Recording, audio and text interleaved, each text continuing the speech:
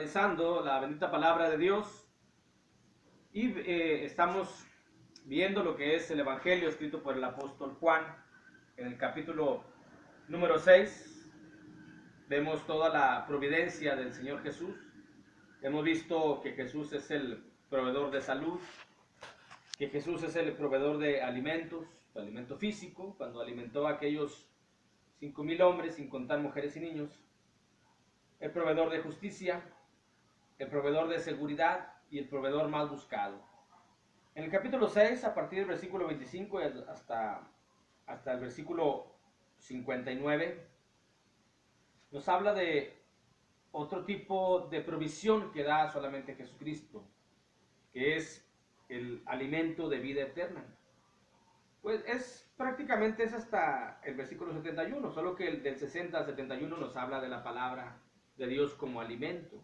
Y del versículo 25 al versículo 59 nos habla de Él mismo como alimento. Así es como la palabra de Dios nos va, en este evangelio nos va enseñando.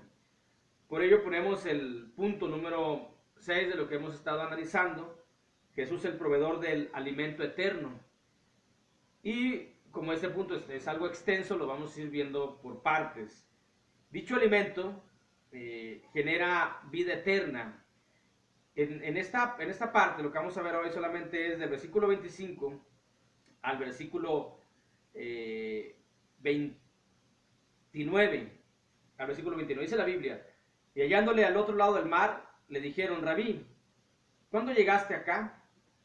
Respondió Jesús y les dijo: de cierto os digo que me buscáis, no porque habéis visto las señales, sino porque comisteis el pan y os saciasteis, trabajando por la comida que perece, sino por la comida que a vida eterna permanece, la cual el Hijo del Hombre os dará, porque ese señaló Dios el Padre.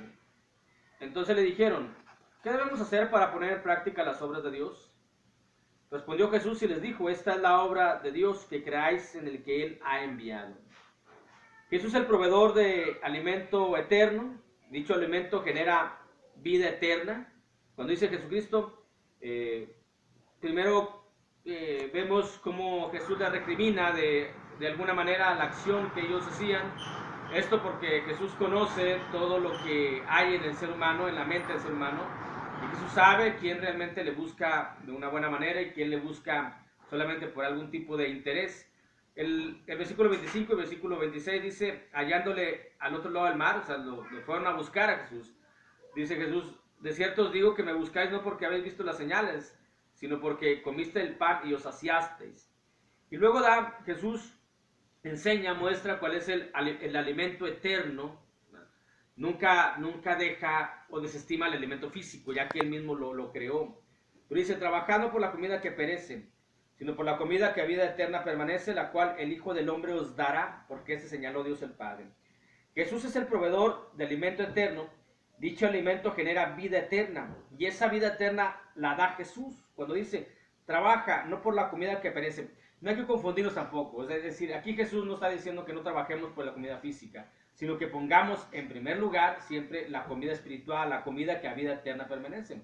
Es un modismo de hablar del judío, de cuando dice una cosa no significa que la otra la dejemos de hacer, simplemente que la pongamos en primer lugar. Cuando dice: trabaja no por la comida que perece, sino por la comida que a vida eterna permanece, Jesucristo nos está enseñando que debemos colocar en primer lugar este alimento que nos va a generar vida eterna. Y es una lógica y es una sabiduría, porque dice: te vas a esforzar, vas a perder tiempo, vas a perder dedicación, vas a perder muchas energías en la comida, que algún día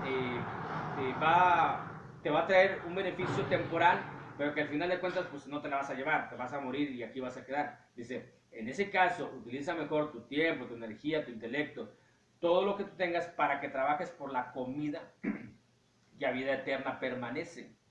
Y esa vida la da Jesús.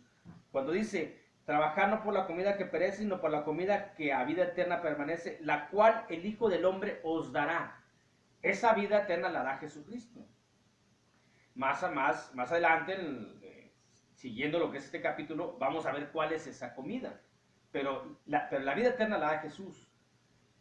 Y la da porque a este este Jesucristo, este Hijo de Dios, es el que ha sido señalado por el Padre.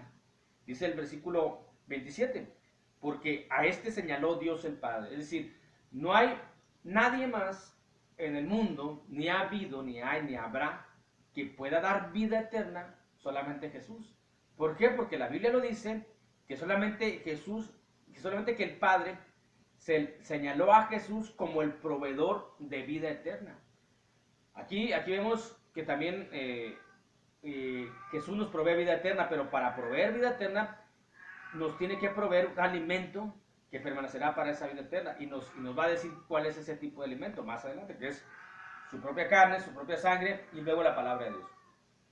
Pero vemos aquí que es Jesús el proveedor del alimento eterno. Dicho alimento genera vida eterna. La vida eterna la da Jesús y la da porque este ha sido señalado por el Padre. Y nadie más tiene esa distinción, ese privilegio, esa autoridad, esa encomienda de dar vida, porque nadie ha señalado al Padre más que a Jesucristo. Es decir, no hay vida si no se tiene a Jesús. No hay vida eterna si no se tiene a Jesús. No se va al Padre si no se tiene a Jesús. ¿Y cómo llegamos a Jesús? Cuando nos hemos bautizado. Cuando dice la Biblia que nos sacrificamos juntamente con Jesús en el bautismo, es cuando tenemos a Jesús. Nadie nos va a acercar a Jesús más que la palabra y la obediencia a la palabra y el acto de creer y el acto de confesar a Jesús y llegar a los pies de Jesús. Y es la única manera de acercarnos a Jesús. Nadie nos va a acercar, nadie más. Y Jesús vino aquí al mundo porque Él ya estaba dicho desde antes de la fundación del mundo que iba a venir, porque Jesús es eterno, como lo hemos visto en el Evangelio de Juan. Y luego nos menciona cuál es el trabajo que tenemos que hacer, porque dice, primero dice aquí Jesús, trabaja por la comida que, no por la comida que perece, sino por la comida que vida eterna permanece. Entonces ellos le dicen, bueno, ¿cuál es el trabajo? Pues, entonces le dijeron, ¿qué debemos hacer para poner en práctica las obras de Dios? Es decir, ¿qué trabajo tenemos que hacer? ¿Cuál es la obra que tenemos que hacer para tener ese alimento? Porque pues todos sabemos que para tener alimento en esta vida tenemos que trabajar, devengamos un salario, entonces podemos comprar los alimentos. Aquí los judíos le hacen esa misma situación a Jesús. Bueno, ¿en qué tenemos que trabajar pues para poder tener ese alimento? Dice Jesucristo, respondió Jesús y les dijo, esta es la obra de Dios, es decir, este es el trabajo de Dios, que creáis en el que Él ha enviado. Y aquí vemos dos palabras. Primero vemos en el versículo 27 que Jesús es el señalado para dar vida eterna. Y luego vemos en el versículo 29 que Jesús es el enviado, es decir, Jesús ya existía. Jesús es el enviado y se tiene que creer solamente en Jesús. No vemos que tenga uno que creer en nadie más, ni en la madre Jesús, ni en los que, ni siquiera en los apóstoles. Aquí dice, Jesús respondió y les dijo, esta es la obra que creáis en el que Él ha enviado. Y el que Dios el Padre envió fue Jesucristo. Es el trabajo que tenemos que hacer para poder generar el alimento de vida eterna. Ahora, la palabra creer es una sinécdoque que es la parte por el todo. No nada más es decir, creo en Jesús. A ver, yo digo, creo en Jesús y ya tengo el alimento. Creo en Jesús y ya tengo la vida eterna. No, ese es el trabajo. El trabajo es creer en Jesús, pero todo conlleva a algo que se tiene que hacer. Esta palabra, creer, es una sinécdoque, porque, por ejemplo, yo puedo salir de mi casa y decir, voy al trabajo.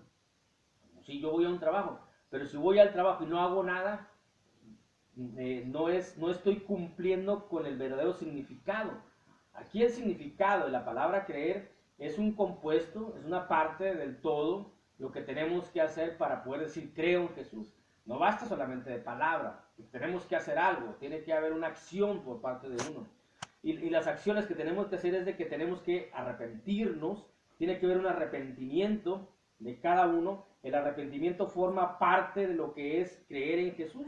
El propio Señor Jesucristo, en el Evangelio de Lucas, capítulo 13, versículo 3 y versículo 5, dijo, os digo, no, antes, si no os arrepentís, todos pereceréis igualmente. Os digo, no, antes, si no os arrepentís, todos pereceréis igualmente. Para poder creer en Jesús, para decir uno, estar convencido y plenamente, si yo creo en Jesús, es porque tiene que haber un arrepentimiento de la vida pasada, de los pecados, de los errores, de los pecados, de los errores, y eso conlleva a un cambio de vida, a un cambio de dirección. Ese es el arrepentimiento. Cuando uno dice, me he arrepentido, es porque ha cambiado uno de dirección, ha cambiado uno de vida, en forma resumida. Y luego tiene uno que confesar a Jesús, que es parte de creer en Jesús, tiene uno que confesar a Jesús. Dice Mateo 10, 32 y 33. A cualquiera pues, Mateo 10, 32 y 33, a cualquiera pues que me confiese delante de los padres, yo también le confesaré delante de mi Padre que está en los cielos. Tiene que haber una confesión. Tenemos que confesar a Jesucristo delante de todos los hombres, y eso se hace cuando uno se bautiza y luego sigue uno confesando a Jesús con la vida que uno lleva. Es decir, uno confiesa que es uno parte de Jesús y que uno lleva la vida que Jesús nos ha dejado a través de su palabra. Y cualquiera que me niegue delante de los hombres, yo también le negaré delante de mi Padre que está en los cielos. Esto significa creer. Creer es arrepentirse. Creer es confesar. Creer es bautizarse. Dice el Evangelio de Marcos, en el Evangelio de Marcos capítulo 16, en el versículo 16 dice la Biblia, el que creyere y fuere bautizado, es decir, si uno cree, si uno dice yo creo pero no ha sido bautizado, pues no es el complemento de lo que significa creer de acuerdo a la Biblia. Porque estamos hablando y utilizando términos bíblicos, no términos humanos. Porque en términos humanos uno fácil puede engañar a las personas, es decir, yo creo o soy creyente cuando su vida es otra. Pero a Dios no lo podemos engañar y Dios nos ha dejado establecido lo que tenemos que hacer. El que creyere y fuere bautizado será salvo, mas el que no creyere será condenado. ¿Cuál es la obra que tenemos que hacer para generar el alimento eterno? Creer en Jesús. Y el creer en Jesús es arrepentirse, confesar a Jesús, bautizarse, y es perseverar hasta el final. No nada más va a estar en haber cumplido con un arrepentimiento, en haber cumplido con un bautismo. Pues si yo me puedo bautizar en la iglesia de Cristo y ya estoy bautizado, tengo la vida eterna, pero de ahí del bautismo ya no hago nada, pues no, es como si me hubiera hecho un baño solamente, o si nada más hubiera entrado seco y hubiera salido mojado del agua. Tiene que perseverar en lo que uno creyó y en lo que uno va entendiendo más de lo que es la palabra de Dios. Porque dice Mateo 24, versículo 12 y versículo 13, dice la Biblia, y por haberse multiplicado la maldad, el amor de muchos se enfriará, mas el que persevere hasta el final, ese será salvo. Entonces, lo que es la palabra creer en Jesús es arrepentirse, es confesar a Jesús, es bautizarse, es perseverar, y todo eso también incluye una obediencia total hasta el final de nuestra existencia. Mateo 28:20 dice, enseñándoles que guarden todas las cosas que os he mandado, y aquí yo estoy con vosotros todos los días hasta el final del mundo. Esto es lo que vemos en que Jesús es el proveedor del alimento eterno. Dicho alimento genera vida eterna, la vida eterna la da Jesús. Lo da Jesús porque Él ha sido señalado por el Padre. La palabra señalado en el griego es sellar. Él ha sido sellado, Él tiene una marca de que es el único que puede dar vida eterna. Creer en Jesús creer en Jesús es hacer la obra necesaria para tener dicho pan, y esa obra es creer en Jesús, que Él ha sido enviado y que Él es el único que nos puede dar eso. Y creer es una sinécdoque, es decir, hay que arrepentirse, confesar a Jesús, bautizarse, perseverar hasta el final y ser obedientes hasta el fin de nuestra existencia. Dios les bendiga.